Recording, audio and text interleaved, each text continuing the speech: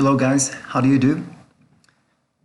Espero que se encuentren muy bien. Desafortunadamente tuve unos problemas técnicos y hasta ahorita estoy subiendo el video. Espero que no les afecten tanto. Vamos a dar un poquito más de tiempo para que terminen la actividad porque esto que resta del cuadernillo corresponde a la última semana de asesorías. Ya lo que se vendría después sería el examen escrito y la autoevaluación. ¿De acuerdo? Empezamos para no hacer tan largo el video porque sí es un poquito...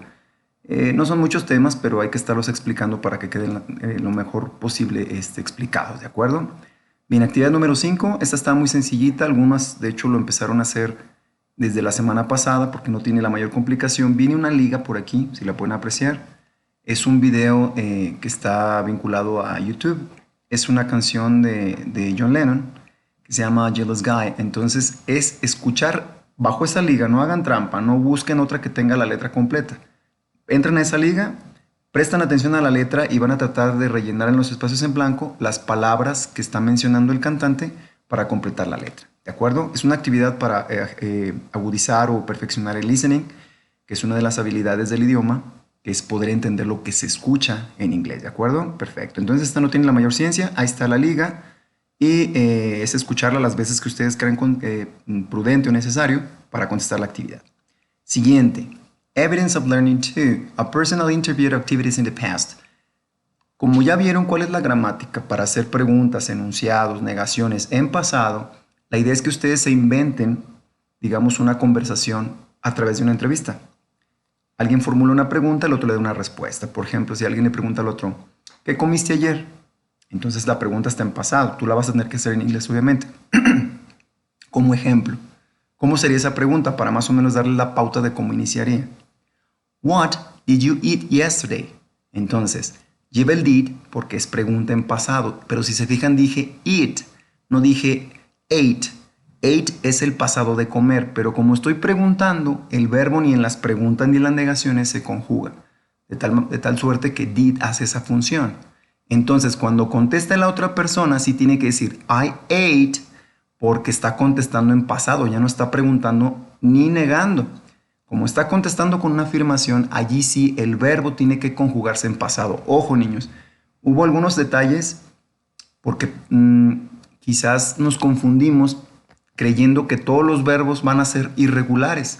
No, únicamente los verbos irregulares, cuando los haces pasados, se les agrega ed. Lo que cambia es la pronunciación, que también lo explicamos en el video anterior. Pero no todos son regulares. Hay que investigarlos en un diccionario y ahí te dice regular o irregular. Si dice regular, no hay problema. Tú sabes que el pasado se forma con ed. Si es irregular, hay que buscar sus formas de pasado o de participio según se necesite. En este caso únicamente va a ser pasado. Entonces, ojo con los verbos que utilicen. Hay que verificar si son o no regulares para que sepas cuál es su forma de pasado. Espero haber sido claro. La pregunta va en pasado, la respuesta va en pasado. Todo en inglés. Más o menos que sean mínimo 5 preguntas con sus 5 respuestas, porque es una entrevista personal. Pues, ¿qué comiste ayer? ¿A dónde fuiste ayer? Cosas relacionadas a hechos que ya pasaron, que ya acontecieron. Lo que tú quieras puede ser de la semana pasada, del año pasado, de hace 10 años. Con que sea pasado, con eso basta. ¿De acuerdo? Entonces, la evidencia de aprendizaje número 2. Continuamos. Este tema, que se llama there was, there were, digamos que es continuación de lo que vieron en inglés 1. En inglés 1 lo vieron como there is, there are. Les tuvieron que haber dicho que esas expresiones nos ayudan a decir la frase hay, de existencia. Hay una computadora sobre el escritorio, hay 4 lámparas en el techo, etc. Entonces, el hecho de haber de existencia. Pero there is, there are es para presente, es cuando tú dices hay. Ahora como está en pasado, si se fijan, tiene las formas del to be, was y were. Entonces ahora no significa hay, significa hubo o bien había. Si por ejemplo el año pasado había, no sé, 5 salones en la escuela y ahora ya hay más, pues entonces yo puedo decir, there were 4 classrooms in the school last year. Entonces había 4 salones en la escuela el año pasado. A lo mejor ahorita ya hay 6. Bueno, pero el año pasado había 4. ¿Había en qué sentido? En cuestión de existencia, de haber de existencia. ¿De acuerdo? Bien, entonces, antes de iniciar con las explicaciones de afirmación, negación y pregunta de este término o de este tema, Hay que recordar, there was se va a utilizar para sustantivos singulares y no contables. Y there were para sustantivos plurales. Si yo voy a decir algo en plural que existía antes y quiero decir había o hubo, pero es plural, tengo que utilizar con there were. ¿Me explico? Si voy a utilizar un solo objeto, es decir, un sustantivo singular o bien un no contable, tengo que utilizar la forma there was. ¿De acuerdo? Creo que en un video anterior explicamos lo que eran los sustantivos contables y no contables. Sustantivos contables, su nombre lo dice, lo que puedes contar. Un coche, 2 sillas, 3 computadoras, 4 casas, 5 albercas, etc. Los conceptos que no se pueden contar, pero por el concepto. ¿Me explico? Porque puede haber otras formas de cuantificar ese sustantivo, pero no de esa manera. Por ejemplo, el concepto dinero no se puede contar. Lo que puedes contar son la denominación de las monedas o de los billetes, pero el concepto dinero no. Por ejemplo, no puedes decir un dinero, 2 dineros, 3, no puedes hacer eso. Puedes decir, aquí hay 3 billetes de 100 pesos, sí, pero estás contando no el concepto, estás contando los billetes. Por ejemplo, el agua, el aire, la mantequilla, el azúcar, todas esas cosas que, por ejemplo, puedes decir 1 kilo de azúcar, pero pues no puedes decir 1 azúcar, 2 azúcar, 3 azúcar, no se puede contar. Entonces, cuando utilicen sustantivos no contables o singulares, tienen que utilizar there was para decir había o hubo. ¿Me explico? Y there were para los plurales. Entonces vamos al primer ejemplo. Fíjense bien. Tenemos aquí un ejemplo muy sencillito para singulares, en carácter afirmativo. There was a bank. Había o hubo un banco. Ese es singular. ¿Cuántos bancos? 1. Por eso pongo el artículo definido a. Si voy a usar un plural con el mismo sustantivo, ya no puedo poner a. Tengo que poner some, porque es algunos. Ya no es uno nada más. Entonces, ya no puedo poner was, porque dijimos que was es para singulares. Si dice ahora bancos, pues ya es más de 2 o más. Entonces tengo que poner some banks y poner la forma de there were. There were some banks. Había algunos bancos. Está bien sencillito el tema porque este ya lo vieron en inglés 1, pero en presente. Ahora está en pasado. ¿De acuerdo? Vamos a ver la forma negativa. Si se fijan ustedes en esa frase, el único verbo que hay es el to be.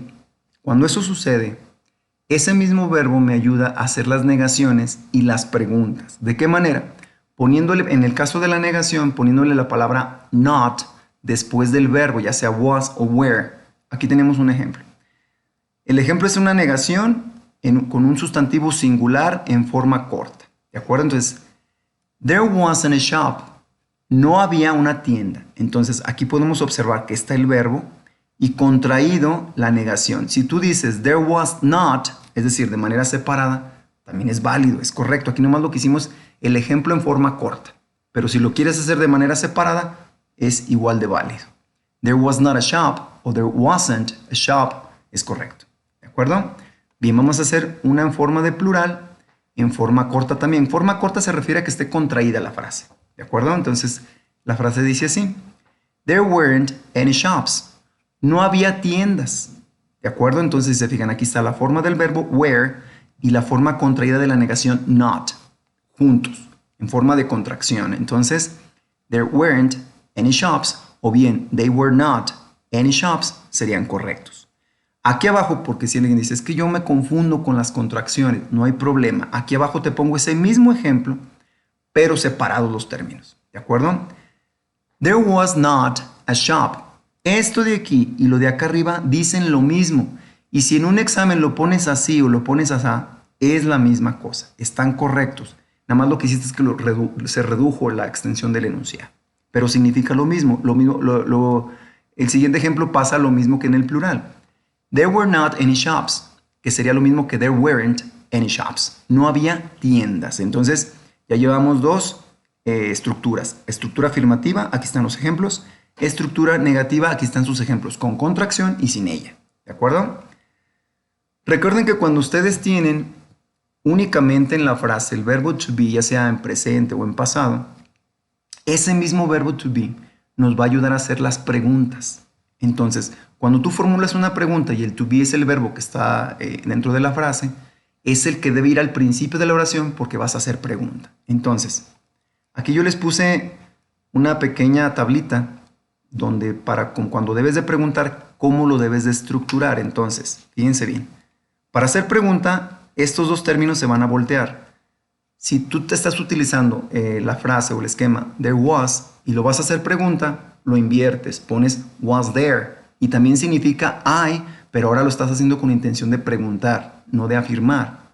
Si lo vas a hacer con la otra, en vez de que diga there were, lo mueves de lugar, los pones al revés. Were there también significa, perdón, había, porque estamos hablando en pasado, pero a manera de pregunta. ¿De acuerdo? Entonces aquí está el cuadrito. Si nosotros queremos decir, había un parque allá, entonces nosotros diríamos, there were a park there. There was a park there. Aquí como está el ejemplo. Pero aquí es pregunta, entonces lo que hago es que los invierto. Was there a park there? Y cambio la entonación a manera de pregunta. ¿Había un parque allá? Como esta es una pregunta cerrada, únicamente me da opción a dos respuestas, sí o no. ¿Con qué vas a responder? Con lo mismo que preguntaste. ¿Con qué preguntaste? Con was o bien con la expresión there was. Entonces así contestas. Si vas a decir que sí había un parque, entonces yes there was. Yes, estás afirmando y there was gramaticalmente me está respondiendo lo que pregunté. Si fuera que no, entonces no, there wasn't. Me explico, aquí está la expresión y acá está la traducción. ¿Me explico? Entonces, había un parque allá o allí, porque acuerden que son pronombres demostrativos, entonces quedan de esa manera. Siguiente. Si ahora voy a preguntar en plural, utilizo where, lo pongo al principio. Were there any restaurants? ¿Había restaurantes? Entonces, es una respuesta cerrada, que me indica nada más que puede ser que sí o que no. De igual manera, contesto si sí o si no, pero acompaño la estructura con la misma que pregunte. Por ejemplo, si fuera que sí había restaurantes, yes there were, sí los había. Si no, no there weren't. Y aquí está la tablita, ¿de acuerdo? Entonces, revisen los ejemplos. Si tienen duda, me contactan antes porque lo que está pasando es que me están contestando por contestar. No digo que todos, hay unos muy buenos trabajos que se ve que sí le invirtieron tiempo en ver el video, en quizás regresarlo un par de veces, ver los ejemplos del cuadernillo y después contestar. Algunas personas me contactaron para ver ciertas dudas, pero hubo personas que por el simple hecho de la calidad de su trabajo que me entregó, ni siquiera vio el video y quizás ni leyó completamente las explicaciones del cuadernillo. Entonces, para que tengan pues, una buena nota en su segundo parcial, pues es importante que sus actividades estén correctas. Yo sé que va a haber reclamos, pero yo tengo las evidencias del por qué tienen esa calificación. Hay gente que me puede decir, oiga, sí se las mandé, ahí está la evidencia. Sí, pero estoy calificando lo que tengas bien de tu evidencia, no que la hayas mandado nada más. Entonces eso sí, quiero que quede muy claro porque no quiero reclamos, digamos, que no valgan la pena, que nomás hagan perder el tiempo para ustedes y para su servidor. Entonces, yo califico lo que esté bien de lo que me mandas. Por eso siempre mando una retroalimentación. Mira, aquí era este. Acuérdate que esto es así. Mira, aquí tienes un error. Siempre es para que tú corrijas y te estoy retroalimentando el mismo tema sobre la actividad que tú ya hiciste. Eso es la retroalimentación. ¿De acuerdo? Seguimos. En la actividad número 6, ya una vez que dominaste esto, que ya sabes para qué es there was, para qué es there were, pues únicamente es ponerlo aquí. ¿Cómo vas a saberlo? Pues según lo que diga antes. Fíjate bien aquí en el ejemplo primero. Dice, a birthday cake. A birthday cake. Si tú ves que tiene el artículo definido a, ¿de qué estamos hablando? ¿De un singular o de un plural? Ah, ok, no le entendí bien. Me regreso a las explicaciones. Aquí dice, there was a bank. A bank. Un banco. Ah, digo, pues es lo mismo. Nada más que acá no va a ser un banco, va a ser un pastel de cumpleaños. A birthday cake. Ok, ¿cuál utilizo? Yo no veo en ningún momento que me digan que vaya a negar ni a preguntar porque no hay signo de por medio. Es afirmación. Ok, me regreso a la afirmación. ¿Cómo se estructura? Pongo primero, ya sé que es singular porque dice a birthday cake. ¿Con cuál se pone? ¿Con there was o con there were? Pues ya sería ilógico que no lo identificaras. El problema es este, que no revisamos o no vemos la explicación ya sea del video o del cuadernillo. ¿De acuerdo? Entonces, la respuesta correcta sería there was a birthday cake. Una vez que lo contestaste en inglés aquí, lo haces español abajo para yo darme cuenta que entendiste lo que hiciste en inglés. Entonces, ¿qué diría? Había un pastel de cumpleaños, ¿verdad? Entonces, Dependiendo lo que diga cada una de las estructuras, si se fijan, en ninguna hay negaciones, en ninguna hay negaciones. Entonces, o van a ser afirmaciones o van a ser preguntas, porque aquí sí veo signo, veo signo, veo signo. Pero ya sé cómo preguntar, ¿sí me explico? Entonces, aquí la idea es que contestes en inglés y en la línea de abajo hagas el enunciado o la pregunta en español. ¿De acuerdo? Creo que no hay algo complicado con esto, seguimos adelante. La actividad número 7 es muy similar a la anterior. Aquí nomás lo que quiero que practiquen son las tres estructuras: afirmación, pregunta y negación. ¿De qué manera? Si ustedes se fijan aquí arriba, están como las instrucciones. Dice, bueno, activity number 7, according to the topic, complete the next sentences in the form that corresponds. Tiene una simbología. Una palomita indica que es afirmación, una tacha indica que es negación y un question mark indica que es pregunta. Entonces, tú ves una imagen a la izquierda y tienes que formular o completar la frase en afirmación, negación e interrogación, utilizando ¿qué? Pues el tema there was, there were. ¿De qué manera? De las tres estructuras. Depende de lo que veas o el símbolo que te diga. Aquí tiene una palomita. ¿En qué forma lo voy a contestar? En afirmación. Aquí tiene una tachita. ¿Cómo voy a completar este? En negación. Aquí tiene un question mark. ¿Cómo lo voy a contestar? En pregunta. Una vez que ya contesté cada uno, lo voy a traducir aquí abajo. En dado caso que no les quepa en este espacio tan reducido, lo pueden hacer del lado derecho hasta acá, para que se entienda claramente. ¿De acuerdo? Entonces la actividad 7 es más de lo mismo, para que reafirmen el tema y les quede cada vez más claro. ¿De acuerdo? Son unos poquitos y pasamos a la última actividad del cuadernillo. Es la Evidence of Learning number 3. Tienen que hacer, bueno, lo hablo en inglés, a list of things they remember, you, that you saw in a certain place. Porque así se llama, si se fijan en su cuadernillo al principio viene la tabla de contenidos de los temarios y ese lo extraje de allí, así viene, así nos lo pide el programa de estudios, que yo no lo diseño. Yo únicamente se los muestro a ustedes y lo explico o lo desarrollo junto con ustedes, pero eso no lo diseño yo. Ya nos lo mandan desde México, el plan de estudios elaborado, y únicamente lo adapto para instruírselos a ustedes. ¿De acuerdo? Entonces tienes que hacer una lista de cosas que recuerdes que hayas visto en algún lugar. Por ejemplo, si tú dices, in my school, there were 4 cows. En mi escuela había 4 vacas. Eso recuerdo que en algún lugar que estuve, eso vi, había 4 vacas. Como son 4 vacas, tuve que poner there were. Entonces, in my school, en mi escuela, there were 4 cows. En mi escuela había 4 vacas. Eso es lo que yo recuerdo en algún lugar eso fue lo que yo vi en cierto lugar. Tú vas a hacer lo mismo. 10 oraciones de cosas que hayas visto en cierto lugar. ¿Utilizando qué? There was, there were. ¿Me expliqué? Está muy sencillito el tema. Y ojo, niños, miren, me voy a ir al inicio a la carátula, digamos, del cuadernillo para checar lo de las fechas. Miren. Este cuadernillo abarca hasta el 7 de mayo. Si checamos aquí en el calendario, pues estamos ya 26, entonces el viernes es 30. Obviamente les estoy quitando quizás un día, porque no subí el video el lunes. Lo voy a subir hoy lunes, pero no temprano, sino ya más tardecito. Entonces, les voy a dar oportunidad de que me entreguen las actividades a más tardar el lunes 3. Lunes 3 de mayo. Porque yo el 7 tengo que ya haberlos evaluado. Entonces, el examen lo tengo que programar entre 4, 5 y 6. Ya ustedes me dirán qué día y a qué hora. ¿De acuerdo? La autoevaluación, esa no tiene chiste. Esa la mando en un ratito y la pueden contestar rápidamente. Esa no tiene mayor complicación. Entonces, ojo niños, por esta única vez recorro la fecha de entrega hasta el día 3 de mayo. ¿De acuerdo? Nada más por esta ocasión. Entonces, if you don't have any question, see you then, good luck, and bye-bye.